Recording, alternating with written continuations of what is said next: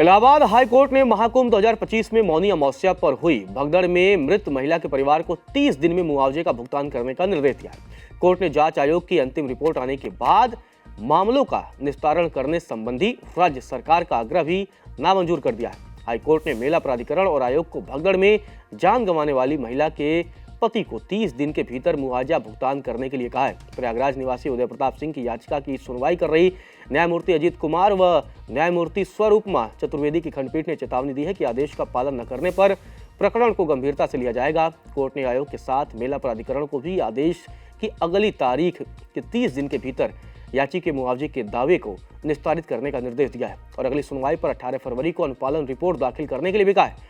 29 जनवरी 2025 की आधी रात संगम क्षेत्र में हुई भगदड़ में कई लोगों की मौत हो गई थी। 6 जून 2025 को मामले की सुनवाई करते हुए वेकेशन बेंच ने भगदड़ में मारे गए लोगों के परिवारों को अनुग्रह राशि में देरी पर प्रदेश सरकार को फटकार लगाई थी।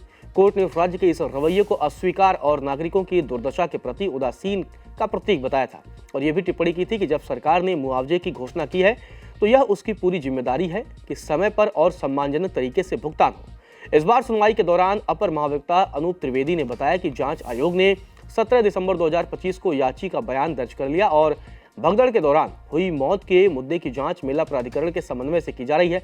राज्य सरकार का कहना था कि जांच की समय सीमा जनता के व्यापक हित में बढ़ाई गई है क्योंकि पीड़ितों के कई आश्रित और अभिभावक आयोग के पास देर से आ रहे थे और उनके बयान भी दर्ज किए जा रहे थे। कोर्ट मुआवजे के भुगतान में और देरी के लिए सहमत नहीं हुई। साथ ही ये भी कहा कि 6 जून 2025 को विस्तृत आदेश दिया गया था जिसमें अधिकारियों को व्यक्तिगत हलफनामा दाखिल करने को भी कहा गया था। इस स्तर पर याची के मुआवजे के दावे के मुद्दे को जल्द से जल्द निस्तारित करना जरूरी लगता है। कोर्ट ने कमीशन के साथ मेला प्राधिकरण को भी आदेश की तारीख से अगले 30 दिन के भीतर याची के मुआवजे के दावे को निस्तारित करने का निर्देश दिया है और अगली सुनवाई पर अनुपालन रिपोर्ट भी दाखिल करने के लिए कहा है। आपको बता दें कि प्रयागराज महाकुंभ में भगदड़ के वजह कई लोगों की मौत हो गई थी और उसके बाद सरकार ने प्रदेश स्तर से लेकर केंद्र तक मुआवजे राशि का ऐलान किया गया था, लेकिन अब इसी पूरे मसले पर हाईकोर्ट का यह फैसला सामने आया है।